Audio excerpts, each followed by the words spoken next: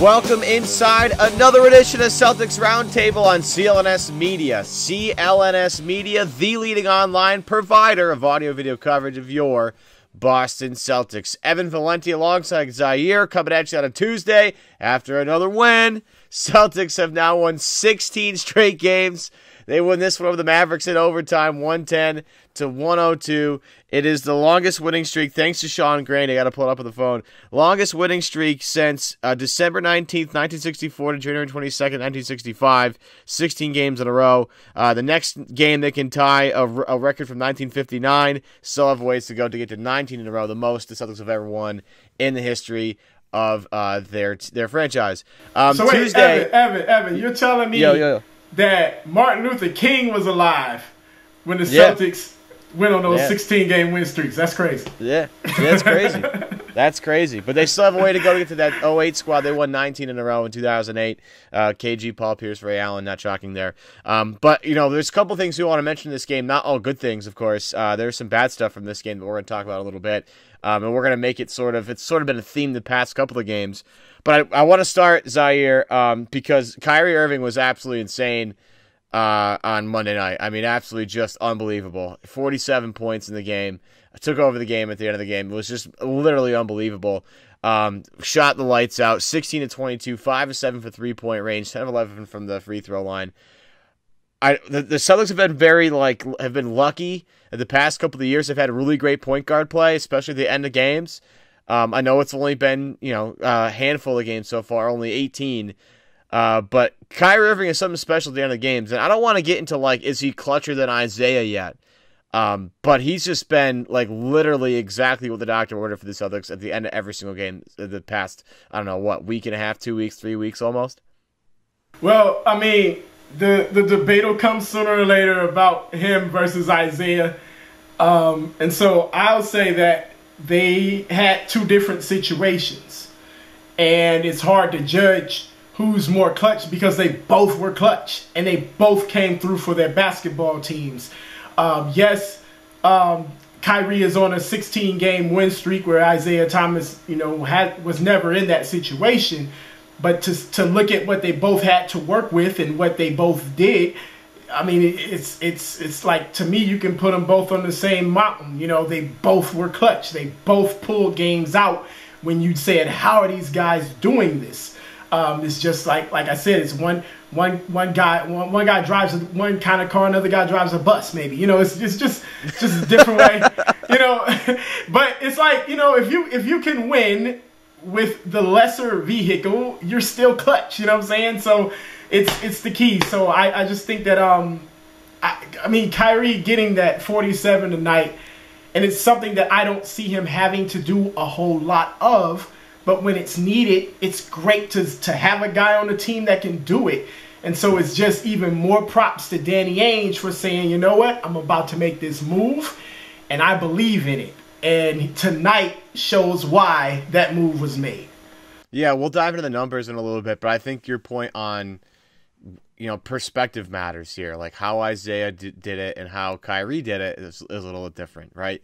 Like Kyrie, it seems like Scal's mentioned this a lot lately, and maybe other guys at Comcast have too, or NBC Sports Boston now have mentioned this too, about how Kyrie kind of gives what you need throughout the game. Like if he doesn't really want to take over the game until the very end of the game, where it's like do or die situations, and he needs to be that guy. For the most part, he's pretty happy moving the ball around, trying to get shots for everybody else, and that's the mantra of Brad Stevens too. We'll talk a little bit about the bench and how rough they were on Monday night, but Kyrie's just very happy, very okay with let's get everybody else involved and make sure everybody else is active in the flow of the game. And then when I need to at the end of the game, I'll just take over. You kind of know who that reminds me of a little bit. It kind of reminds me of LeBron and how he will take over a game at the end of games. I wonder where Kyrie kind of learned that stuff. But you'll see LeBron, be sort of passive throughout the regular season and during, games where they should be trying to blow teams out or trying to go for the win. Like the Knicks the other night is a good example. Like they were down 20 in that game.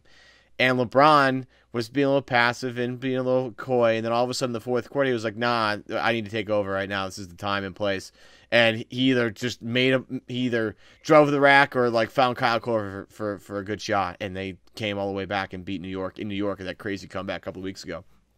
But I feel like Kyrie does the same thing. Like tonight, not until the very end of the game where it was like the last ditch situation where they needed Kyrie to really, start clearing out and getting everybody out of the paint and taking guys one-on-one. It didn't really feel like it started until really late, and when they had the backs up against the wall. I think it's interesting that the role between him and Isaiah, because Isaiah was just scoring all the time in the fourth quarter. It was just like, all right, just give the ball to Isaiah, let him go off screens, and if guys go under, he'll kill you with the jump shot, and if they go under, if they go over, he'll just go to the rim. Like, it's just different, I think.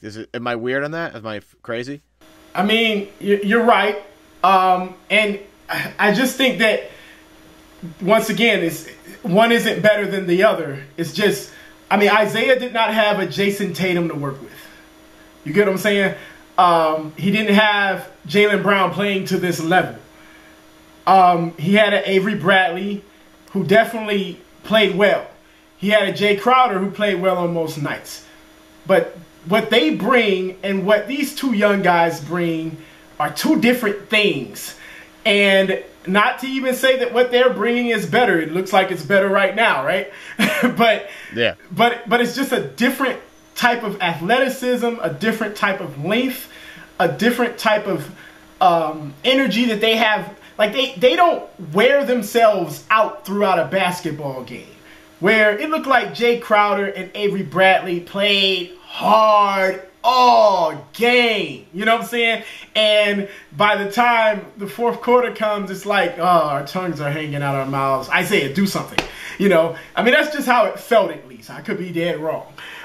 Where Jason and Jaylen at times make the game look easy, especially Jason Tatum. It just, the game looks easier, and so Kyrie makes the game look easy. Al Horford makes the game look easy, where Isaiah made it look like, hey, I got to work for everything I have, which he did. And so once again, if you're an honor student, you're an honor student. It doesn't matter if you can just see something once and get 100, or if you got to study hard and get 100. You're still an honor student. And so, once again, like, for people that want to compare the two, it's funner right now to have Kyrie, but you got to take into consideration the dishes, not the dishes, but the food that he has to prepare his win versus the food that Isaiah had to prepare his win. Yeah, you look about, like, just to put perspective on what Isaiah did last year. Isaiah was second in the league, according to NBAMonitor.com. Second in the league in clutch points, only behind Russell Westbrook. He had 223, shot 48% from the field in those clutch situations, quote unquote. I think that's like the game within 5 points or less. With 5 minutes to go, I think is how they measured it. So he graded out really well, 40% from 3-point range. He was absurd. I only put that in perspective because heading into last night, Kyrie was second in the league in clutch points, something we're all kind of used to at this point. But shooting 50% from the field, 30% from 3-point range, a lot of damage mid-range when Kyrie wants to go to work, in clutch situations. You see Isaiah a lot of times pull up from 3 and be deadly doing that. Kyrie does it a different way. He likes to work inside the paint, likes to try and get as close to the rim as humanly possible, maybe go to the free throw line. Again, how they go about their business in the fourth quarter, I think, is really interesting. I sort of agree with you to the point where, like, Kyrie does sort of easy stuff where Isaiah... Maybe not sort of easy stuff. I shouldn't put it that way. He just makes it look super easy, I think, is the better way to put that. Whereas, like, Isaiah had to work for everything and was more of like he wasn't more of a perimeter player, but was more apt and more like likely to hang out in the perimeter and beat you from deep. Whereas Kyrie's just more about, okay, get in the basket, get in the rim, and get in the free throw line as much as humanly possible. I find that very interesting. That's, again, Kyrie shooting 50% going into tonight, or Monday night, shooting in clutch situations. That's only going to go up from here, considering he was spectacular late in the fourth quarter and in overtime. Right. Once again, you can't say enough, man. 47 freaking points, man. It's just ridiculous. Just the fact that he had it, and there was nothing that Dallas could do. And that's just, it's debilitating. Like, if you're going against that, it just breaks your spirit. When Dallas was ahead, they were faster than the Celtics. They were playing harder than the Celtics.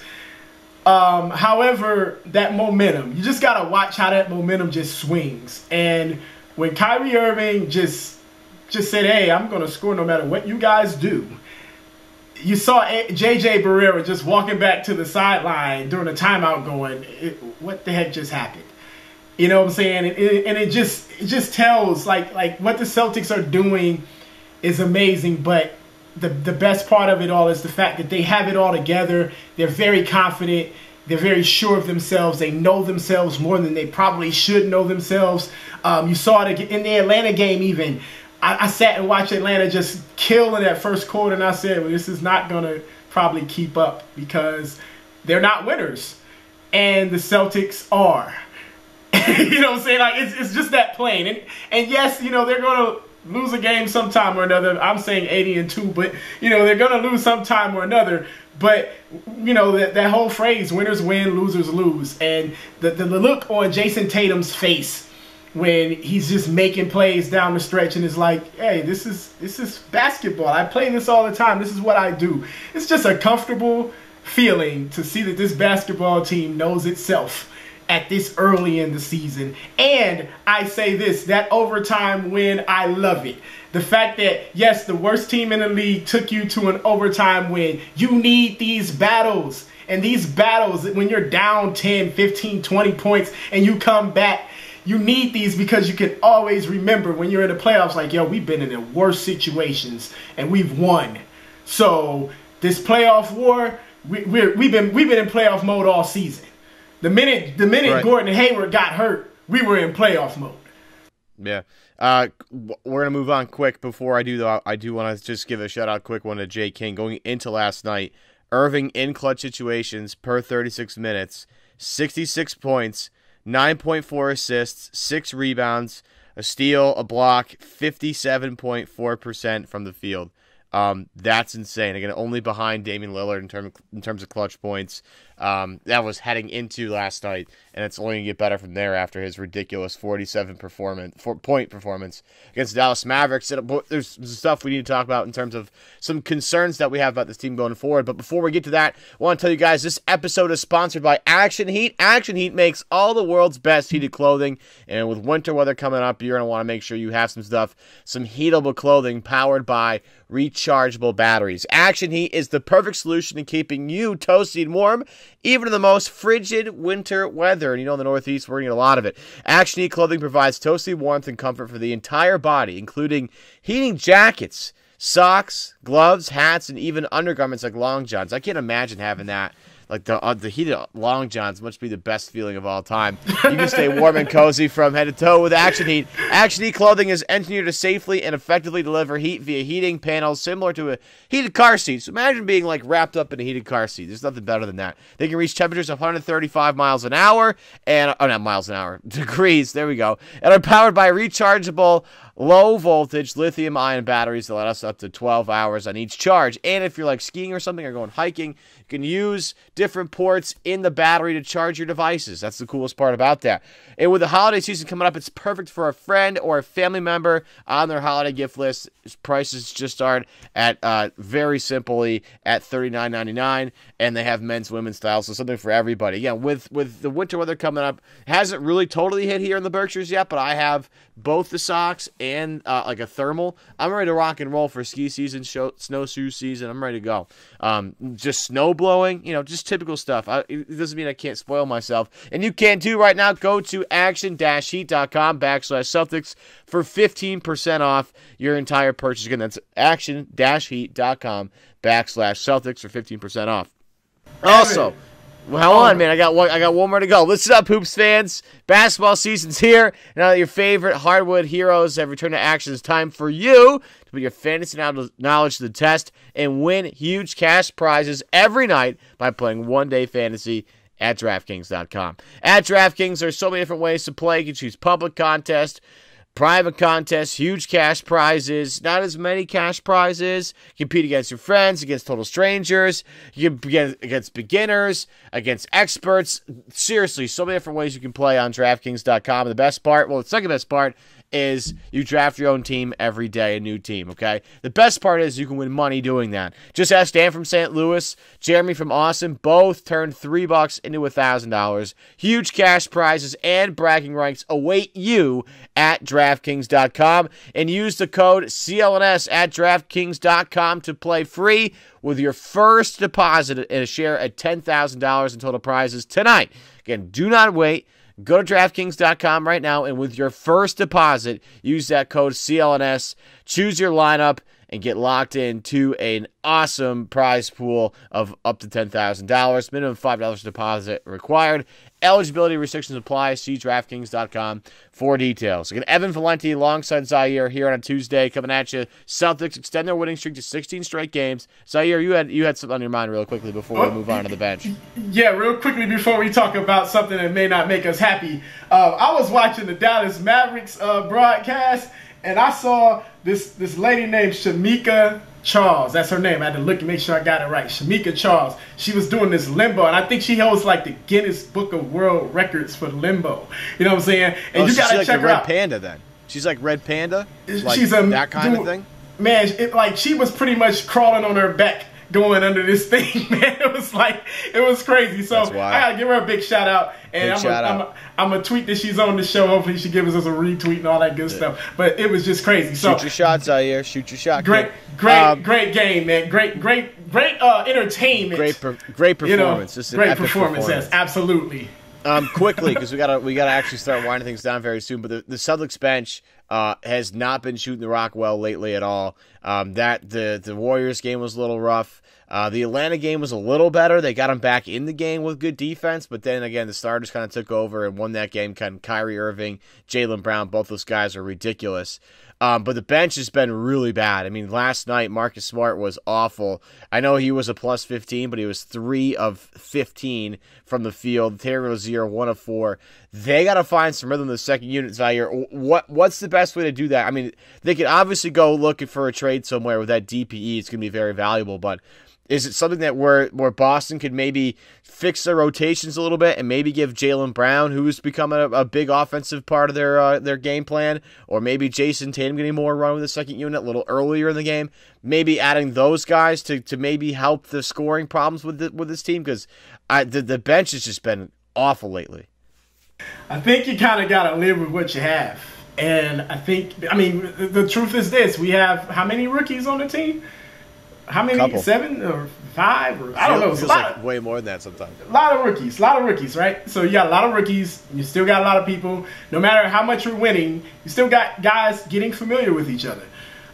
So you have to be a bit patient with the bench, especially with you know, having young guys like this. I'll tell you what, and I know I said I wasn't going to do this, and I'm going to do this in a nice way.